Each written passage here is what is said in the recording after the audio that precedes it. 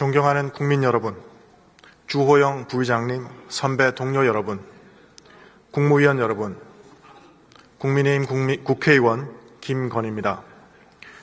우리 민족은 끊임없이 외침에 시달렸습니다. 지난 세기에는 식민지로 전락하는 아픔도 겪었습니다. 그래서 외세 침략과 간섭이라는 악순환의 고리를 끊고 자주적인 국가를 건설하는 것이 해방 후 최대의 과제였습니다. 남북은 이를 위해 서로 정반대의 접근을 취했습니다. 북한은 소위 주체를 모토로 홀로서기를 시도했습니다. 강대국 사이 등거리 외교를 펼치며 생존을 모색했습니다. 그 결과는 오늘날 북한이 고립되고 헐벗고 굶주리며 국제사회에서 인정받지 못하는 국가가 되는 것이었습니다. 우리는 달랐습니다. 우리의 선택은 동맹이었습니다. 한반도 지역에 영토적 야심이 없는 역외 세력인 미국과 동맹을 맺어 이를 토대로 지역의 평화와 안정을 유지해 왔습니다. 한미 동맹이야말로 이 지역의 균형자 역할을 해온 것입니다. 지난 70여 년간 경제적 번영과 민주화 그리고 동북아의 평화와 안정은 한미 동맹에 기초한 것이었습니다. 그래서 우리에게 한미 동맹은 대여 관계의 근본입니다. 그러나 한미 동맹이 결코 편안하게 지켜진 것은 아닙니다. 지난 70여 년간 많은 도전들이 있었습니다. 카터 전 대통령이 주한미군을 철수시키겠다 선언한 적도 있었고 과거 한미연합훈련이 축소되는 일도 있었습니다. 그럼에도 미국의 신행정부가 들어설 때마다 그리고 우리 정부가 바뀔 때마다 어렵사리 서로의 정책을 조정해 가면서 여러 도전을 극복하고 오늘날의 굳건한 한미동맹 관계로 발전해 온 것입니다. 지난 1월 20일 트럼프 2기 행정부가 출범했습니다. 세계는 새로운 미국을 맞이하며 도전에 직면하고 있습니다. 지금은 굳건한 한미동맹이 지속적으로 발전할 수 있도록 총력을 기울여야 합니다. 그런 차원에서 우리 국민의힘은 굳건한 한미동맹 지지 결의안을 전원이 참여해 당론으로 발의했습니다. 결의안은 실질적인 한미 공동의 이익을 지켜나갈 것을 촉구했습니다. 한미 간 경제 통상과 투자 확대, 북한의 완전한 비핵화 추진, 260만 재미 한인사회 역할 평가, 한미 간 경제안보, 에너지, 인공지능, 우주, 원자력, 조선 등 구체적인 협력 분야를 명시하여 강화할 것을 다짐했습니다. 이 자리를 빌려 선배 동료 의원님들께서도 이 결의안이 초당적으로 통과될 수 있도록 관심과 지지를 부탁드립니다. 그럼 조태열 외교부 장관님 발언대로 나와주시기 바랍니다.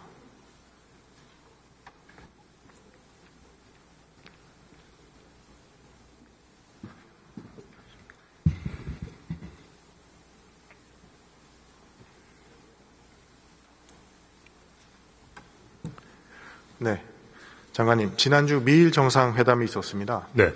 양국 정상 공동성명에서는 북한의 핵미사일에 대한 심각한 우려와 해결의 필요성과 함께 북한의 완전한 비핵화에 대한 단호한 의지를 재확인했습니다. 어떻게 평가하고 계십니까? 트럼프 2기 행정부가 출범한 이후에 북한 핵 문제를 어떻게 다룰 것인지 그 방향성에 관해서 특정된 것이 없어서 상당한 우려가 있었던 참인데 미일 정상회담이 공동성명에서 정상 레벨에서 그런 것을 분명히 재확인한 것은 굉장히 큰 의미가 있다고 생각하고 환영하는 입장입니다. 네. 또한 북한과 협상을 진행하는 과정에서 한미일 삼각공조체제를 활용하겠다고 미일 정상이 천명한 상황입니다. 그럼에도 우리 언론에서는 코리아 패싱을 지레 걱정하는 기사를 많이 보고 있습니다. 장관님은 여기에 대해서 어떻게 생각하십니까? 코리아 패싱이 있을 수가 없고요.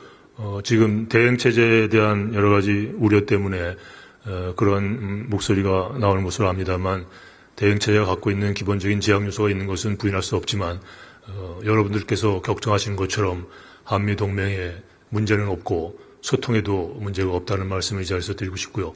그동안 출범하자마자 이틀 후에 루비오 국무장관과 제가 통화를 했고 그 통화 속에서도 북한 비핵화 문제 또 한미 동맹의 굳건함, 한미일 협력의 중요성 이런 것들을 확인한 바 있고 그것이 아까 김 의원님께서 말씀하신 대로 미일 정상회담 공동성명에서도 정상 레벨에서 재확인되기 되었기 때문에 한미 관계는 대응 체제 하에서도 흔들림 없이 유지되고 있다고 저는 굳건히 믿고 있습니다. 네.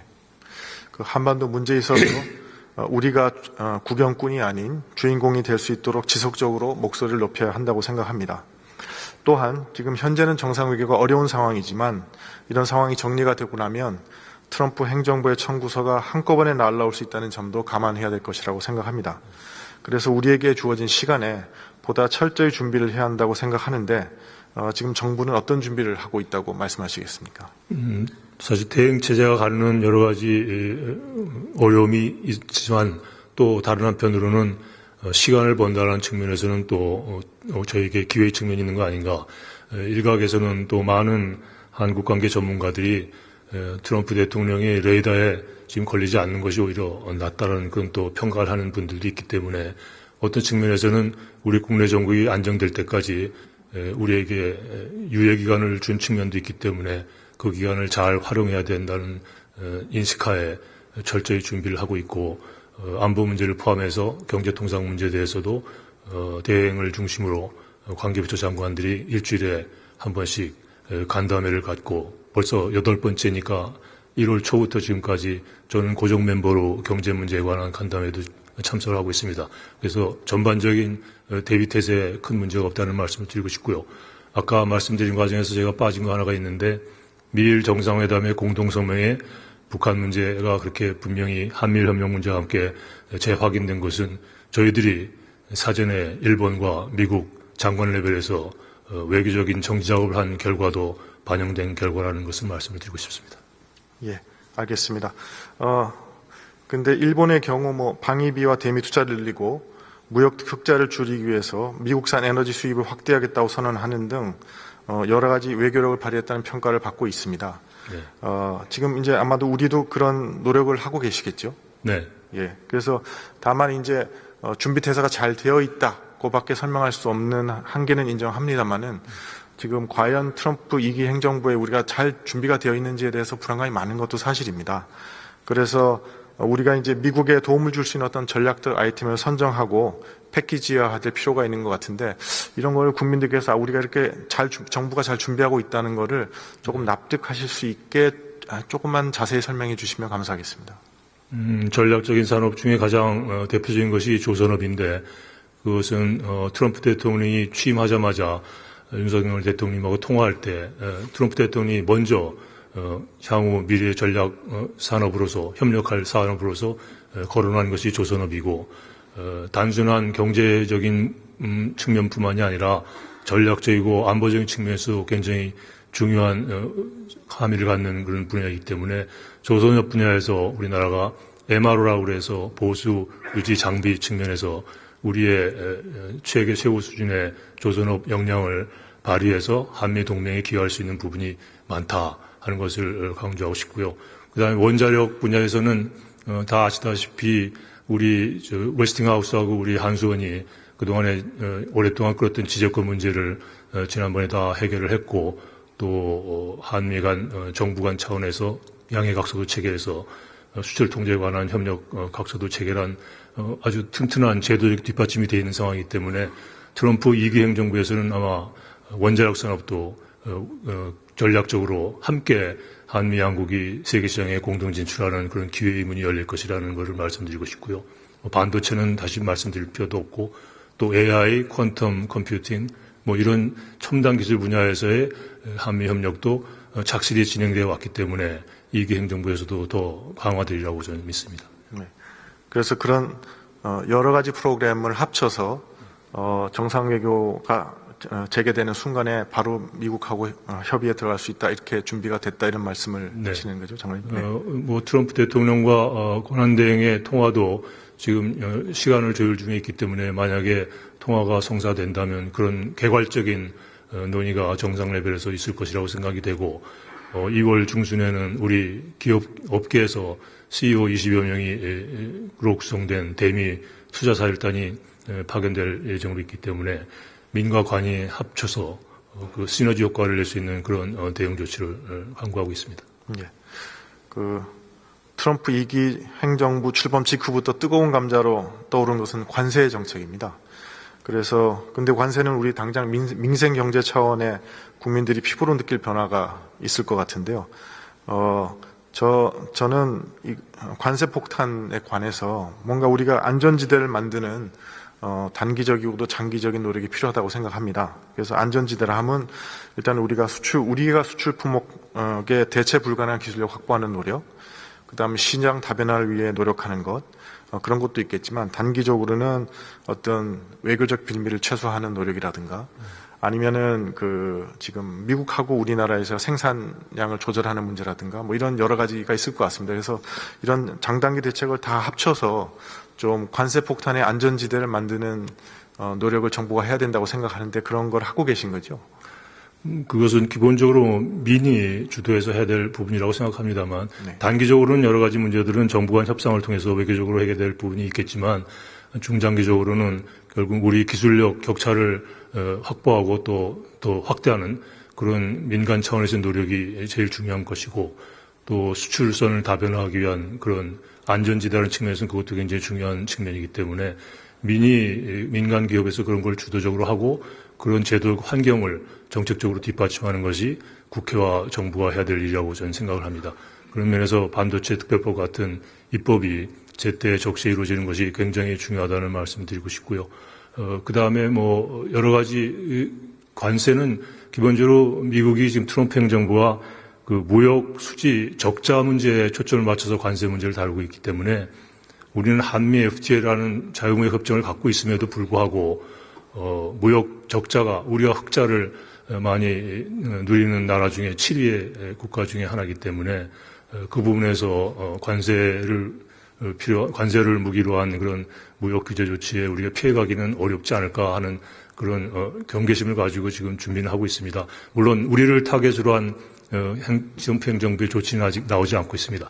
엊그제 나왔던 철강, 알루미늄 25% 관세가 처음으로 나온 건데 그것은 우리를 타겟으로 한 게 아니라 품목을 대상으로 한 보편 관세이기 때문에 그 문제는 저희들이 다른 나라하고의 경쟁 구도 속에서 어떻게 우리가 우위를 점할 수 있는지 그런 것들을 전략적으로 지금 살펴보고 있습니다. 예. 뭐 사실 자동차는 뭐 우리 대미 수출 1위 품목이고 또 철강도 중요한 품목이고 그래서 지금 철강, 자동차, 반도체 뭐 이런 것들이 지금 관세 부과가 얘기가 나오고 있는 건 우리 경제에 큰 타격이 있지 않겠습니까? 네. 그런 거에 대해서 사실 기업하고 일심동체가 돼서 좀 대비책을 마련해야 될 거라고 생각하는데 지금 현장의 목소리를 우리 정책에 잘 반영할 수 있도록 그런 소통 채널이라든가 이런 건 잘 가동되고 있습니까? 네, 뭐 경제부처 중심으로 하고 산업부 또 기재부 중심으로 하고 있습니다만 외교부도 지금 미국에 진출한 그런 여러 가지 대기업들을 상대로 정보 공유를 하고 있고 저도 뭐 1, 2주 전에 그 CEO들을 저녁 관저 만찬에 모시고 여러 가지 애로사항도 들은 적이 있고 또 주미 대사관을 중심으로 긴밀히 정보 공유를 하고 있기 때문에 법문 정부적 차원에서 민관 소통이 잘 되고 있다고 믿어주셔도 되겠습니다. 네. 또 한 가지 말씀드리고 싶은 거는 한국에 진출해 있는 미국 기업들의 애로사항을 파악하고 이들을 우리 편으로 돌리는 것도 아주 중요하다고 생각합니다. 그래서 경제부처와 함께 외교부도 이에 적극 나서줄 것을 당부드립니다. 그렇게 하시겠습니까? 네, 제가 작년 2월에 방미했을 때도 미국 상위 대표들 한 20여 명하고 오찬 간담회를 갖고 여러 가지 애로사항도 들었고 아마 제가 앞으로 방미하게 되면은 또 그런 자리를 만들고 또 경제관계 주요 인사들도 만나서 여러 가지 현안 문제들을 논의할 그런 생각입니다. 네. 그리고 또 하나 지금 뭐 우리 언론이나 이런 데서 뭐 한미 FTA 개정 협상이라든가 방위 분담 증대 뭐 이런 문제들을 미국이 제기하지도 않았는데 우리가 먼저 나서서 막 얘기하거나 걱정하거나 뭐 이래야 된다 이런 얘기들이 많이 나오고 있지 않습니까? 네. 이게 우리가 앞으로 트럼프 행정부와 협상을 해 나가는 데 있어서 좋지 않다고 저는 생각하는데 장관님은 어떻게 생각하십니까? 아까 윤상현 의원님 질문에서도 제가 답변 드렸습니다만 제기되지 않은 문제를 저희들이 먼저 꺼내서 주목받는 것은 별로 전략적으로 바람직하지 않다고 생각하고 다만 가능성에 대비해서 준비는 해야 된다고 생각하고요. 여러 가지 검토를 하고 있습니다. 당연히 우리 정부가 여러 가능성에 대해 철저히 준비되어 있어야 한다고 생각합니다. 그래서 그런 준비가 이루어지고 있다고 우리 국민들한테 분명히 잘 설명해 주시면 안심을 하고 지금과 같은 그런 많은 논의들이 또 사라지지 않을까 그렇게 생각을 해봅니다. 미국 내 우리 기업 활동 지원에 대해서도 좀 질문 드리겠습니다. 곧 우리 20대 기업이 경제사절단을 꾸려 미국을 방문할 예정이라고 아까 말씀하셨지 않습니까? 미국과 소통 창구를 넓히고 정부의 경제협력론이 발판을 마련할 수 있을 것으로 기대되는데 정부 측과 긴밀한 소통하에 이루어지고 있는 거죠. 네, 그렇습니다. 예, 그래서 거기서 구체적으로 이제 앞으로 이번에 어떻게 해야 되겠다고 해서 국민들께 좀 설명해 주실 부분이 있습니다. 아까 말씀드렸듯이 1월 초부터 경제 현안 간담회를 가졌으니까 트럼프 행정부 출범 전부터 민관이 소통하면서 대비했다는 것을 말씀드리고 싶고요. 그 연장선상에서 계속 그 패키지, 그러니까 트럼프 행정부에게 조금 매력적으로 보일 만한 경협 패키지들을 민이 할 수 있는 게 뭐가 있는지, 그리고 그걸 차원에서 민간 채널을 통해서 전달할 메시지는 어떤 것이어야 하고, 또 정부 채널에서 전달할 메시지는 어떤 게 하는지 메시지 관리하는 것도 계속 소통해 왔고, 엊그제는 경제현안 간담회를 연인 이틀 만나서 그렇게 대미 사절단이 갈 때 패키지에 담길 내용, 그리고 전달될 메시지를 어떻게 해야 될지 다시 다듬었고, 또 정상 간 통화가 되거나 제가 곧 아마 미넨 안보회의에서 루비오 국무장관을 아마 만나게 될 텐데, 그럴 때 경제 현안은 어떻게 다뤄야 될지 그런 것들도 검토를 했기 때문에 하여간 가능한 기회를 다 활용해서 전방위적으로 노력하고 있다는 말씀을 드립니다. 네. 또 다른 한 가지는 트럼프 2기 행정부의 강경 이민 정책들입니다. 그래서 이게 260만의 우리 재미 한인 사회에서 이것의 영향에 대해서 상당히 우려하는 바도 있는 것 같습니다.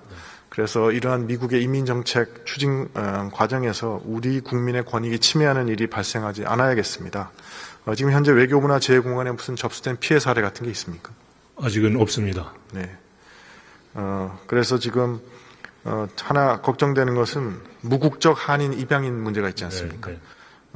그래서 이게 강경한 이민 정책의 사각지대에 놓여 있는데 이들을 구제하기 위한 미 의회 내 입법 노력이 추진되고 있는데 현재 어떤 동향으로 알고 계십니까? 2015년부터 아마 입양인의 그 시민권 획득을 지원하기 위해 관심을 갖고 있는 미 상하원 의원들을 중심으로 입양인 시민권 법이라는 그 법안이 매 회기마다 제출된 것으로 아는데 크게 호응을 받지 못해서 다 회기마다 폐기된 것으로 압니다. 금년에도 이번 회기에도 다시 제안이 될 텐데 아무래도 여러 가지 이민 문제가 민감한 이슈로 떠오르고 있는 상황이기 때문에 쉽지 않은 환경이라는 것은 알고 있습니다만 이런 새로운 행정부 출범하면서 겪게 되는 여러 어려움들을 해소하기 위해서 정부 차원에서도 신경 쓰고 주미대사관에서도 적극 그런 의원들을 접촉해서 지원 노력을 하고자 합니다. 네. 트럼프 행정부가 결국은 가장 중요시하는 것은 미국 시민들의 여론입니다. 그래서 지금 이 순간에도 우리 국회, 정부, 기업, 학계, 사회단체, 하여튼 우리 모두가 합쳐서 미국과 소통을 강화하는 토털 외교를 펼쳐야 된다고 저는 생각합니다. 네. 그래서 대다수의 미국 시민들이 한미동맹이 얼마나 소중한지 인식하고 또 한미 양국이 호혜적 관계라는 인식을 강하게 갖게 된다면 결국은 트럼프 행정부의 어떤 정책도 거기를 벗어날 수 없다고 생각합니다. 그래서 이런 노력을 지속해 가야 될 거라고 생각하는데 장관님도 같은 생각이시죠? 네, 같은 생각이고요. 특히 이렇게 국내적으로 어려울 때는 특히 초당적인 외교가 필요하다고 생각이 됩니다. 국회에서도 적극 도와주셨으면 고맙겠습니다. 예. 그래서 이와 관련해서 최근 민주당 이재명 대표도 한미 동맹의 중요성을 강조하고 한미일 삼국 협력 지속에 이의가 없다고 밝힌 바가 있습니다. 만시지탄이지만 늦게나마 다행이라고 생각하고 이것이 우리가 트럼프 행정부를 상대해 나가는 게 있어서 상당히 도움이 될 거라고 생각합니다. 다만 아직도 이게 단순한 말 바꾸기가 아니냐는 국내외 의구심도 많습니다. 그래서 이를 불식시키기 위해서는 구체적인 행동 변화가 필요하다고 봅니다. 먼저 미군을 점령군이라고 칭하고 한미일 군사훈련에 대해 친일이다, 국방참사다 이렇게 표명하고 대만 문제 왜 관여하냐, 중국에는 그냥 세시하면 된다 이런 과거의 말들에 대해서는 이게 분명히 잘못된 것이었음을 인정하고 사과를 해야 된다고 생각하고, 또 둘째, 한미 양국이 북한 인권 문제 해결을 위해 긴밀히 공조해 나가고 있지 않습니까? 그런 만큼 북한 인권재단 출범을 민주당이 더 이상 막아서는 안 된다고 생각합니다. 그래서 이러한 행동을 우리가 민주당이 보여준다면 초당적으로 우리가 그 트럼프 행정부를 대응해 가는 데 있어서 큰 힘이 될 것이라고 보는데, 장관님 어떻게 생각하십니까? 전적으로 동감합니다. 네.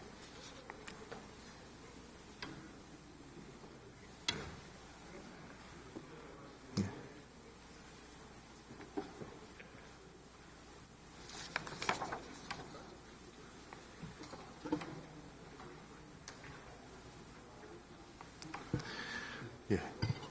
우리 국민은 도전을 맞을 때마다 함께 뭉쳐서 극복해 나간 DNA를 갖고 있습니다. 그래서 우리가 트럼프 행정부 2기라는 새로운 도전을 맞이했지만 차분하고 냉정하게, 그다음에 노심초사하는 모습 보이지 않으면서 단합해 대처해 나간다면 이 모든 것도 기회로 바꿀 수 있다고 생각합니다. 의원님들의 적극적인 협력을 기대합니다. 감사합니다. 경청해 주셔서 감사합니다.